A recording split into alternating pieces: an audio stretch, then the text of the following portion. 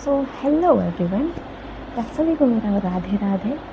आज हम एक बहुत ही इम्पॉर्टेंट टॉपिक, मतलब जो नॉर्सेट का या फिर किसी भी मेडिकल एग्ज़ाम का फेवरेट टॉपिक है, उसके बारे में आज डिस्कस करेंगे।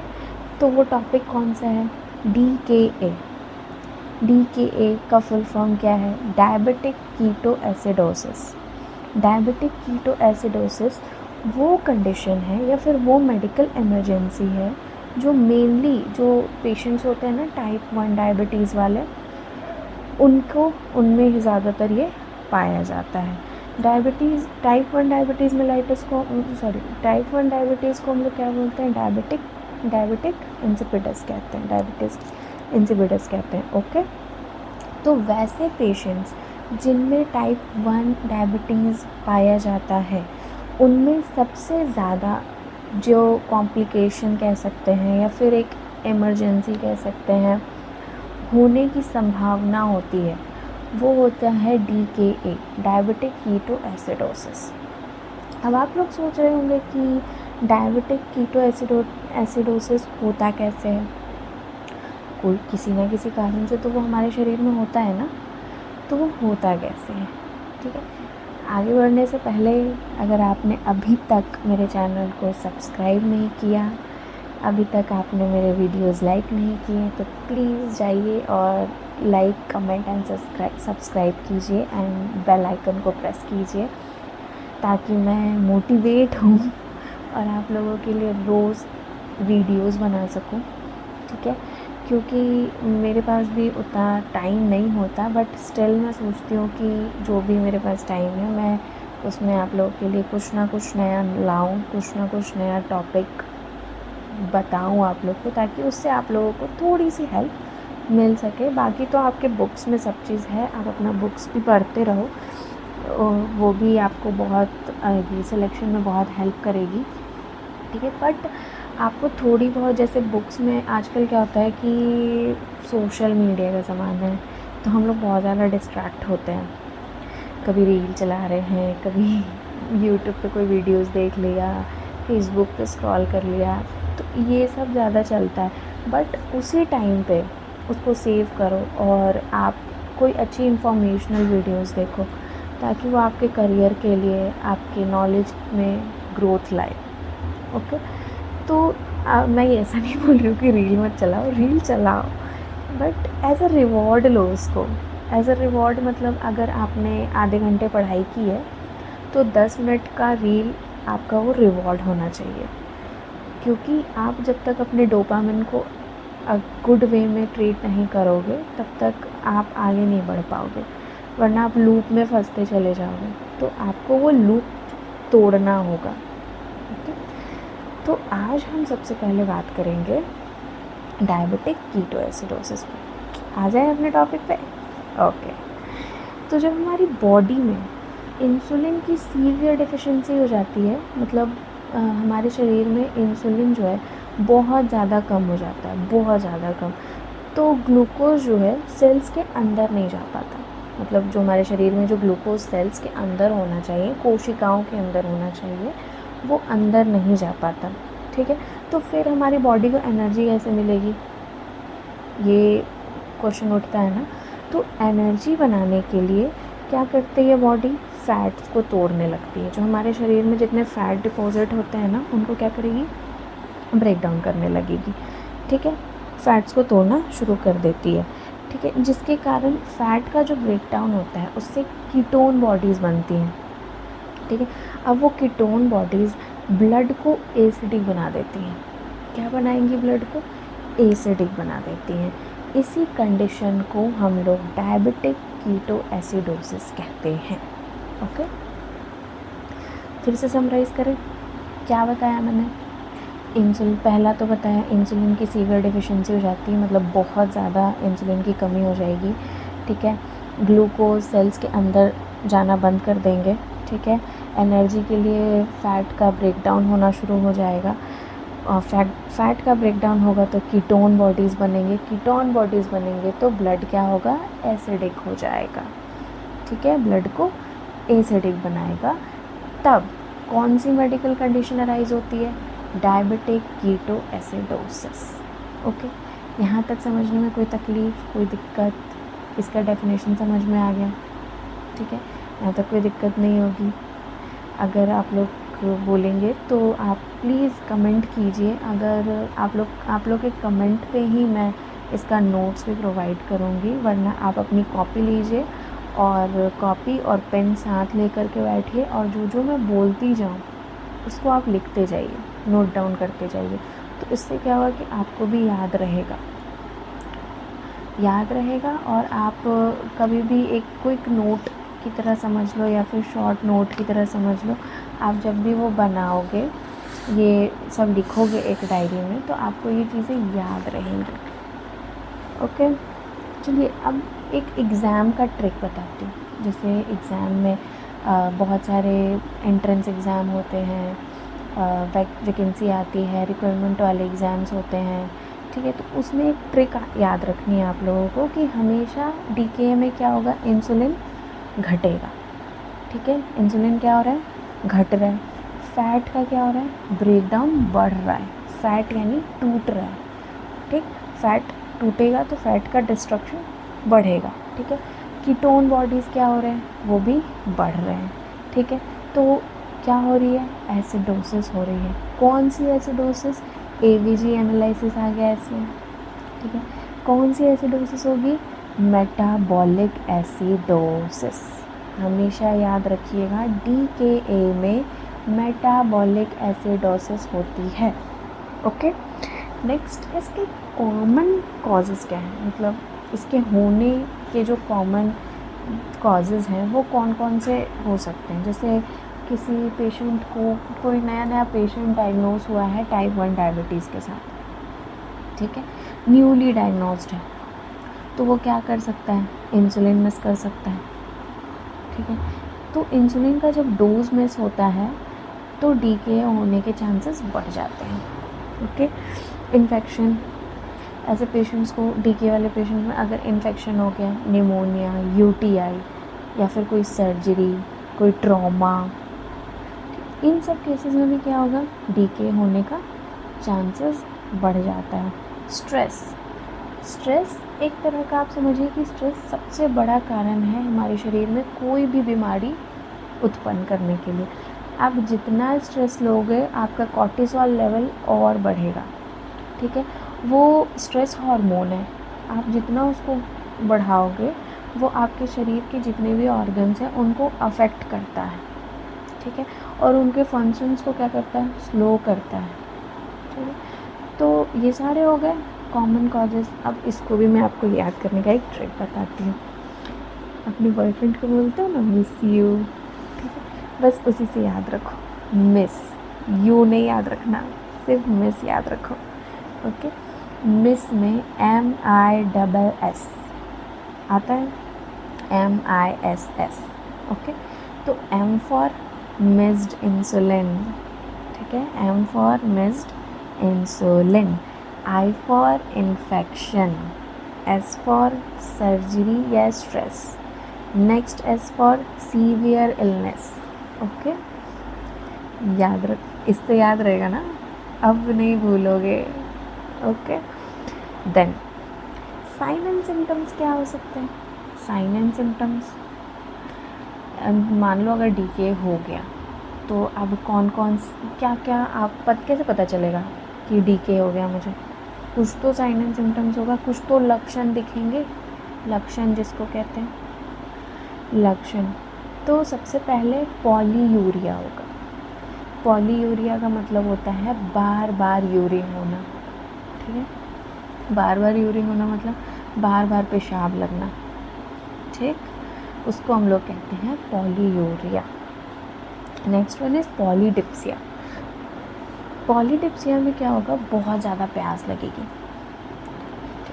ऐसा लगेगा प्यासे हैं, बहुत पानी पीने का मन करेगा, ठीक है। डिहाइड्रेशन होगा, ओके, नोज़िया जैसा फील होगा, मतलब उल्टी जैसी फीलिंग आएगी, लेकिन उल्टी होगी नहीं, उसको नोज़िया कहते हैं। वॉमिटिंग भी हो सकती है, ओके।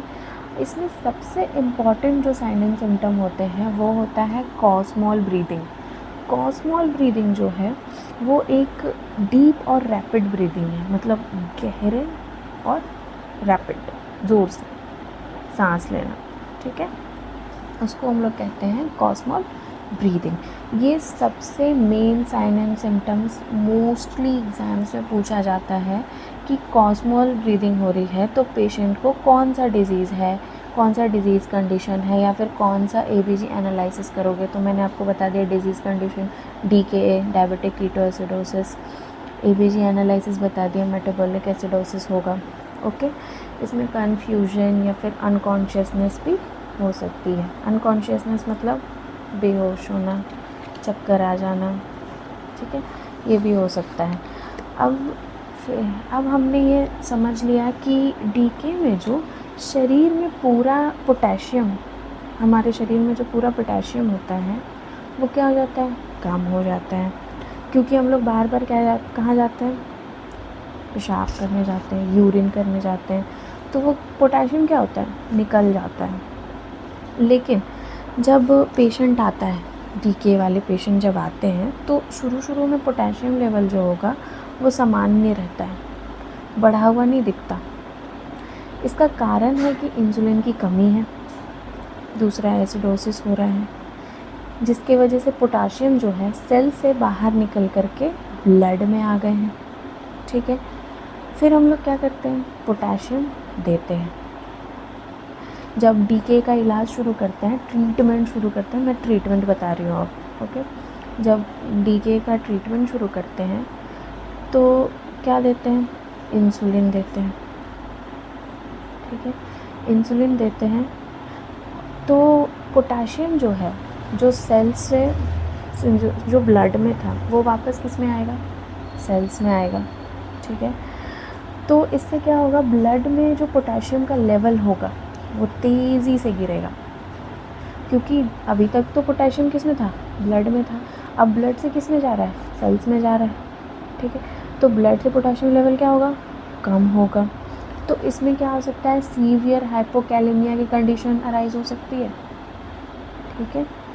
तो हम लोग हमेशा इंसुलिन देने से पहले हमेशा याद रखिएगा कि पोटेशियम आपको मॉनिटर करना ही है, ओके।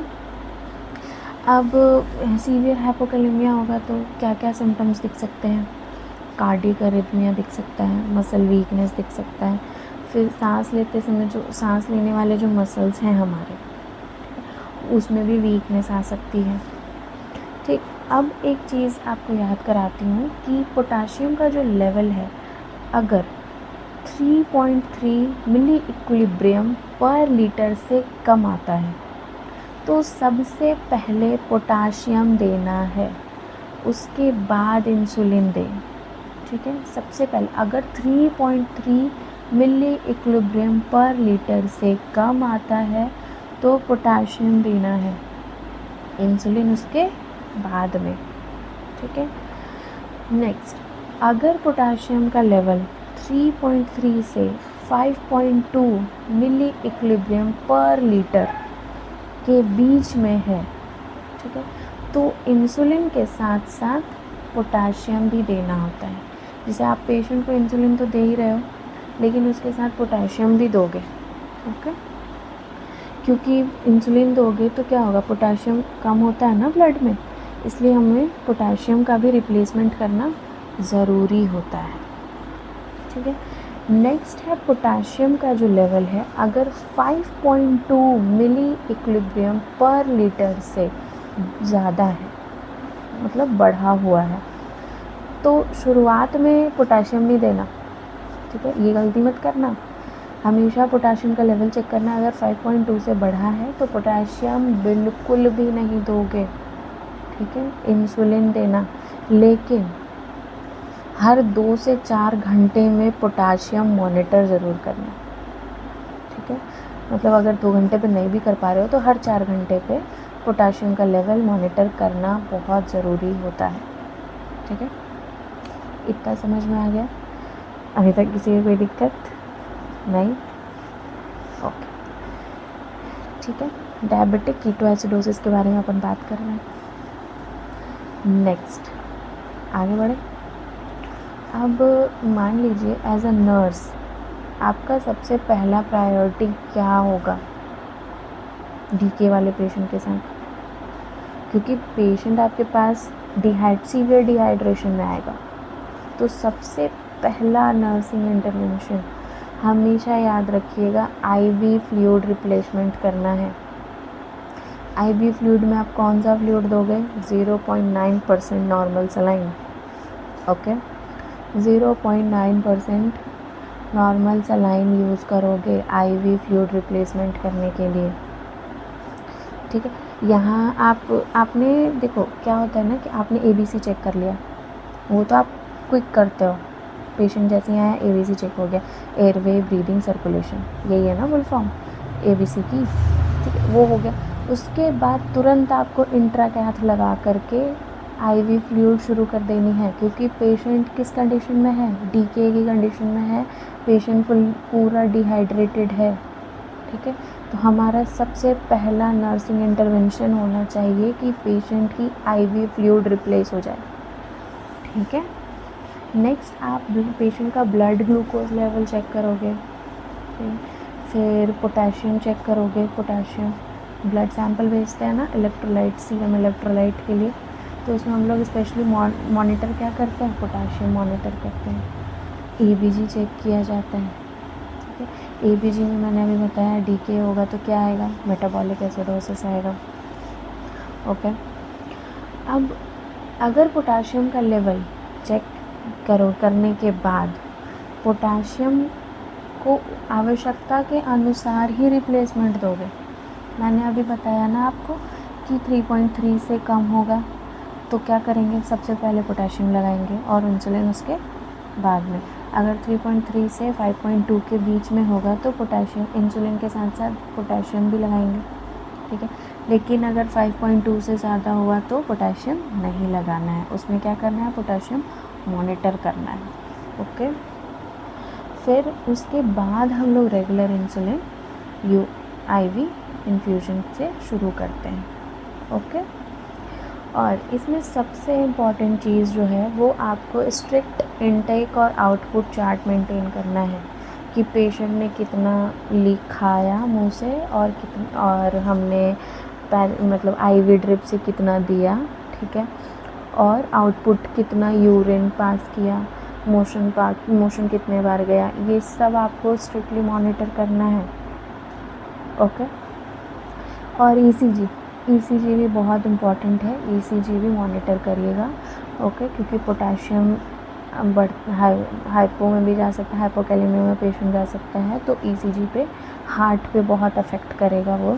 ठीक है, तो ईसीजी हमेशा मॉनिटर करिएगा। ओके, ठीक है, ये हो गया हमारा आज का डीकेए का टॉपिक। आई होप आप लोगों को ये टॉपिक अच्छे से समझ आया हो, यहाँ तक किसी को कोई तकलीफ़ कोई दिक्कत ना हुई हो। अगर आपको इससे रिलेटेड क्वेश्चंस चाहिए जिससे आप लोग को नॉर्सेट के लेवल का प्रिपरेशन चाहिए हो, जैसे हाई यील्ड क्वेश्चंस नॉर्सेट पूछता है या फिर आरआरबी में पूछा जाता है रेलवे वाले स्टाफ नर्स के सिलेक्शन के लिए, या फिर किसी भी नर्सिंग एग्ज़ाम्स के लिए अगर आपको चाहिए कि मैं क्वेश्चंस के साथ उसको डील करूं, तो प्लीज़ कमेंट करिए, मैं क्वेश्चन के साथ भी उसके आंसर्स को डील करने की पूरी कोशिश करूंगी और आप लोगों का कॉन्सेप्ट और क्लियर करने की कोशिश करूंगी।